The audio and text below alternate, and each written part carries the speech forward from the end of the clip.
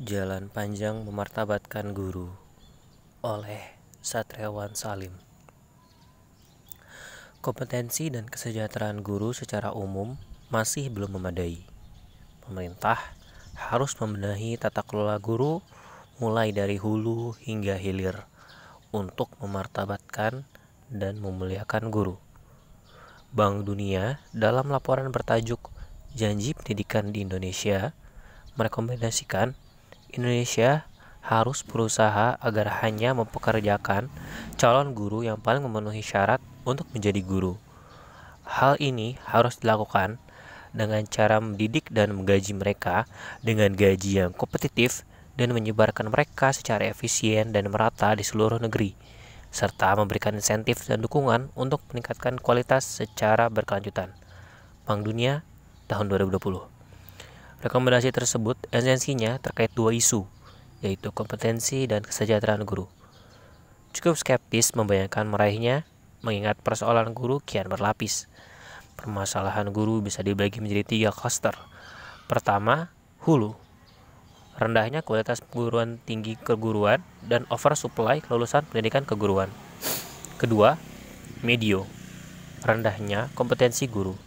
Dan ketiga, hilir. Buruknya upah guru honorer dan belum sinkronnya pengelolaan guru antara pusat dan daerah. LPTK dan kompetensi guru. Pertama, tataran hulu.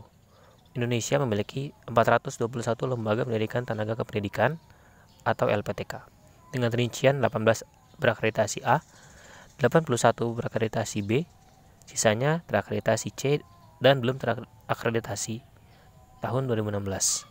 Artinya, hanya sekitar 25% LPTK yang berkualitas baik. Jumlah lulusan LPTK sekitar 300.000 orang per tahun.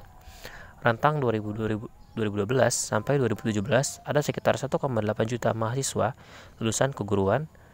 Sementara itu, rekrutmen guru pegawai negeri sipil atau PNS sekitar 150.000 saja. Tak heran sebagian besar lulusan LPTK justru diserap menjadi tenaga honorer. Persoalan sistemik sudah mulai dari pabrik penghasil calon guru yang bertampak panjang terhadap kualitas pendidikan.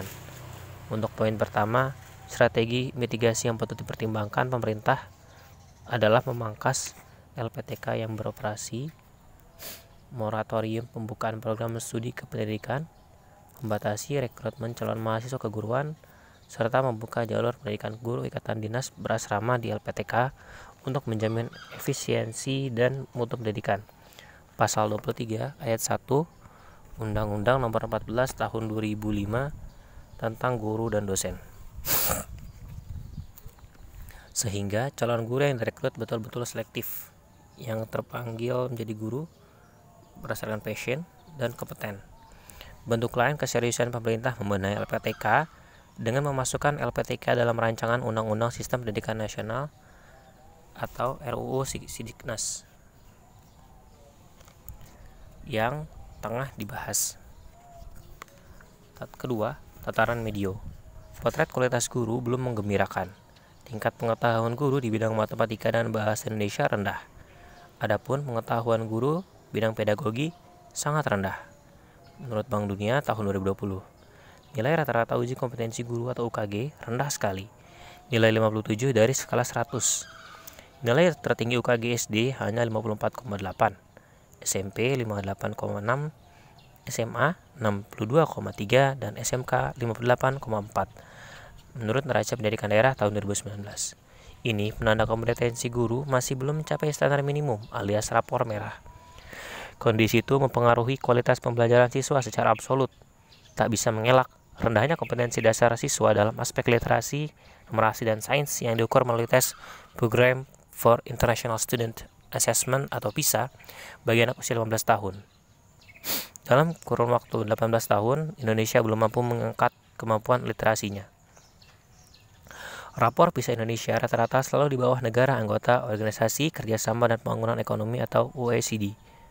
Sejak pertama kali Indonesia ikut tahun 2000 sampai 2018, paling mengejutkan, skor literasi Indonesia tahun 2018 sama persis dengan skor literasi waktu pertama ikut, dengan nilai 371. Dalam kurun waktu 18 tahun, Indonesia belum mampu mengangkat kemampuan literasinya. Bahkan hasil asesmen kompetensi minimum atau AKM yang diselenggarakan Kemendikbudristek tahun 2021 untuk siswa tingkat sekolah dasar dan siswa sekolah menengah mengonfirmasi hasil yang relatif sama, yaitu 1 dari 2 siswa belum mencapai kompetensi minimum literasi dan 2 dari 3 siswa belum mencapai kompetensi kemampuan minimum numerasi.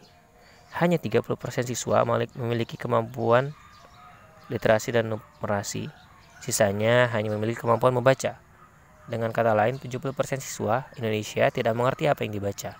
Mereka mampu membaca teks, mengeja atau melafalkan apa yang tertulis, tapi tidak memahami apa isi dan maksud bacaan tersebut. Tren peningkatan bantuan operasional sekolah tidak linier dengan pelatihan guru dan peningkatan kualitas. Anggaran pendidikan daerah belum berpihak pada pendidikan dan guru. Padahal secara konstitusional, pemerintah daerah wajib menganggarkan sekurangnya 20% APBD untuk pendidikan. Namun yang terjadi sebaliknya. Data menunjukkan sebagian besar ruang kelas sekolah di Indonesia keadaannya rusak. Hanya 27% ruang kelas SD dalam kondisi yang baik. Lebih dari 40% sekolah tidak mempunyai akses ke internet, khususnya jenjang SD, dan hampir sepertiga sekolah belum memiliki perpustakaan. Data menurut NPD tahun 2019. Pelatihan guru masih terkonsentrasi di wilayah perkotaan atau daerah terkoneksi dengan infrastruktur internet. Pelatihan guru jadi barang mahal. Adapun sekolah yang diberi perhatian khusus hanya yang favorit atau unggulan. Dalam konteks inilah mendesak dibutuhkan peta jalan pendidikan dan guru yang menjadi titik tumpu, titik berangkat sekaligus pemandu arah agar tercapai titik tuju mencerdaskan kehidupan bangsa. Derita guru honorer. Ketiga, tataran hilir. Angka kebutuhan guru di sekolah negeri sangat tinggi. Indonesia menghadapi kekurangan 1 juta lebih guru hingga tahun 2024 karena faktor pensiun. Kebutuhan guru terbesar jenjang SD sampai SMP sebanyak 383.000 orang. Angka kekurangan guru terus naik, yaitu 1.020.921 tahun 2020, 1.090.678 tahun 2021, 1.167.802 tahun 2022, dan 1.242.957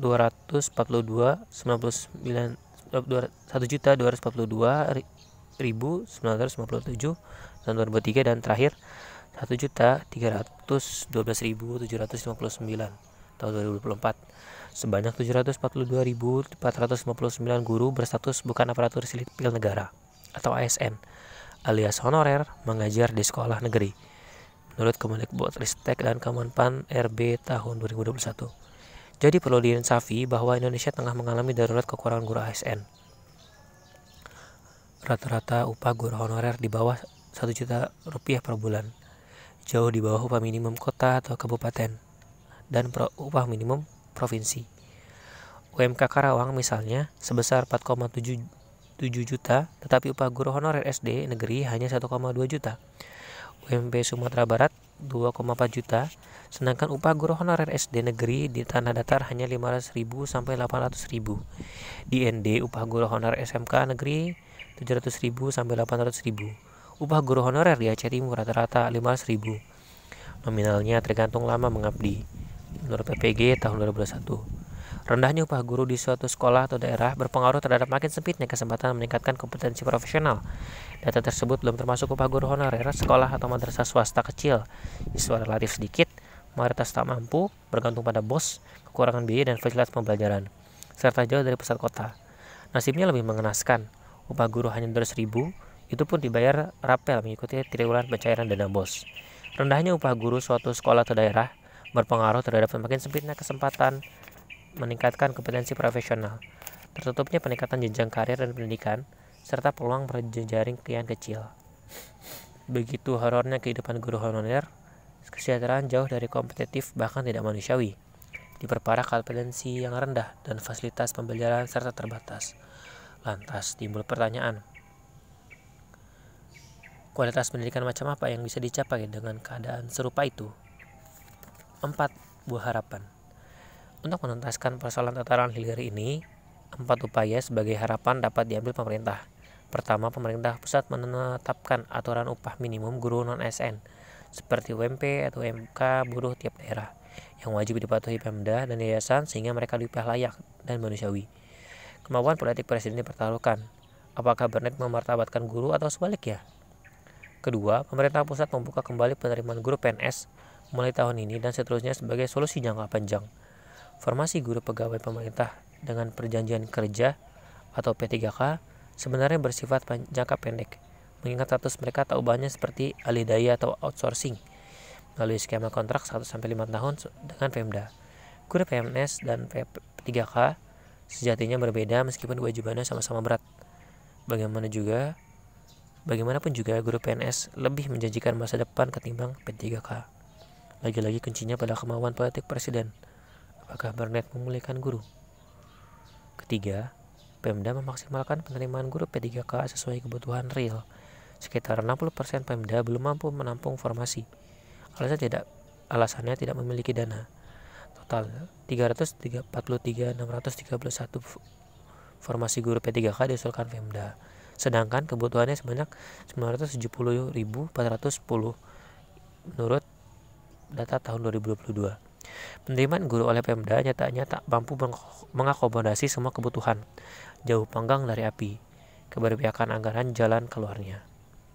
Keempat, pemerintah pusat menambah anggaran transfer dari pusat ke daerah baik melalui skema dana alokasi umum maupun dana alokasi khusus buat gaji dan tunjangan guru P3K hingga tak semua daerah mempunyai postur keuangan memadai.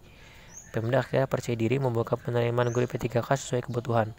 Saya masih berharap hadirnya kepemimpinan nasional yang alam pikiran dan hatinya bersungguh-sungguh berpihak pada upaya memartabatkan dan memuliakan pendidikan dan guru. Bukan sebatas ucapan, tetapi termanifestasi dalam kebijakan. Punya legasi teramat mulia sehingga dicatat dalam sejarah guru. Hanya itu yang harapan tersisa kini.